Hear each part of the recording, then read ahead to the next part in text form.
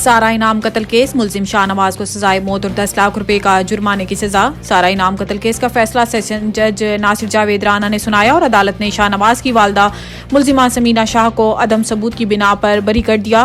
یاد رہے کہ سارا انعام کو ان کے شوہر شاہ نواز نے 22 اور 23 ستمبر 2022 کی رات چک شہزاد کے ایک فارم ہاؤس میں سر پر جم میں استعمال ہونے والے ڈمپل مار کر قتل کر دیا تھا۔ سارا انعام قتل کیس کی سماعت 1 سال سے زائد ہوئی اور 3 مختلف ججز نے کیس سماعت کی۔ سیشن جج ناصر جاوید رانا سے قبل ایڈیشنل اینڈ سیشن جج عطا ربانی، سیشن جج اعظم خان نے بھی سارا انعام قتل کیس کی سماعت کی۔ شاہ نواز امیر اور ان کی والدہ سمینہ شاہ پر 5 دسمبر 2022 کو فرد جرم عائد ہوئی اور 9 دسمبر 2023 کو عدالت نے کیس کا فیصلہ محفوظ کیا تھا۔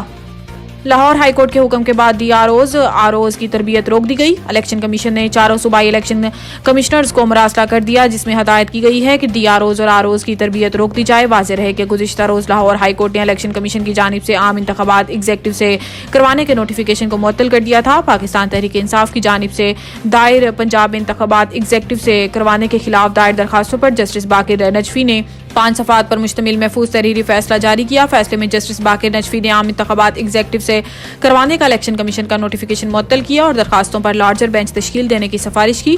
اسی کے ساتھ جسٹس علی باقر نجفی نے فائل چیف جسٹس کو ارسال کی۔ لاہور ہائی کورٹ کے تحریری حکم نامے میں واضح لکھا گیا ہے کہ الیکشن کمیشن کی جانب سے بیوروکریسی سے خدمات لینے کا نوٹیفیکیشن معطل کیا جاتا ہے۔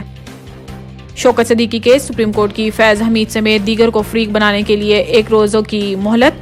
چیف جسٹس پاکستان قاضی فائز عیسیٰ کی سربراہی میں سپریم کورٹ کے 5 رکنی لارجر بینچ نے سابق جج شوکت عزیز صدیقی کی برطرفی سے متعلق کیس کی سماعت کی۔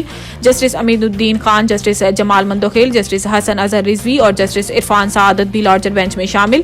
شوکت عزیز صدیقی کے وکیل حامد خان نے روسٹرم پر آ کر کہا ہے کہ کیس میں بینچ تبدیل ہو گیا ہے۔ اس سے پہلے جسٹس عمر عطا بندیال بینچ میں تھے، جسٹس سردار طارق اور جسٹس اعجاز الاحسن بھی بینچ میں تھے۔ مجھے اس بینچ میں بھی کسی پر اعتراض نہیں۔ چیف جسٹس قاضی فائز عیسیٰ نے کہا ہے کہ سابق بینچ کے 3 ارکان ریٹائرڈ ہو چکے ہیں۔ سرکار کی طرف سے کون ہے؟ جس پر additional attorney general Javed Wains rostrum پر آ گئے۔ سپریم کورٹ نے سابق D G I S I فیض حمید سمیت دیگر کو کیس میں فریق بنانے کے لیے 1 روز کی مہلت دیتے ہوئے کیس کی سماعت کل تک ملتوی کر دی۔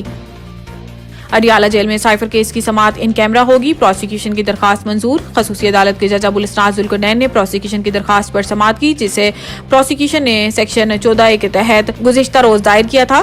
دوران سماعت ایف آئی اے کے پروسیکیوٹر رضوان عباسی نے اپنے دلائل میں کہا ہے کہ آفیشیل سیکرٹ ایکٹ کے سیکشن 14 کے تحت سماعت ان کیمرہ ہونی چاہیے۔ حالات و واقعات کے تناظر میں خفیہ ٹرائل کا کہا گیا ہے اور سائفر سیکرٹ تھا تو سماعت بھی ان کیمرہ ہونی چاہیے۔ رضوان عباسی نے کہا ہے کہ چارج فریم ہو چکا ہے، شہادت ریکارڈ ہونا ہے اور شہادت ریکارڈ کرتے وقت سیکریسی کو مد نظر رکھا جائے گا۔ اس پر جج نے علی بخاری سے پوچھا کہ آپ سماعت کے دوران کہاں تھے؟ سب کے سامنے چارج فریم ہوا تھا۔ فرد جرم عدالت میں پڑھ کر سنائی گئی۔ بعد ازاں عدالت نے پروسیکیوشن کی استدعا منظور کرتے ہوئے سائفر کیس کی ان کیمرہ سماعت کی درخواست منظور کر لی۔ عدالت نے کہا ہے کہ صرف ملزمان کے فیملی ممبران کو دوران سماعت کمرہ عدالت میں رسائی دی جائے گی۔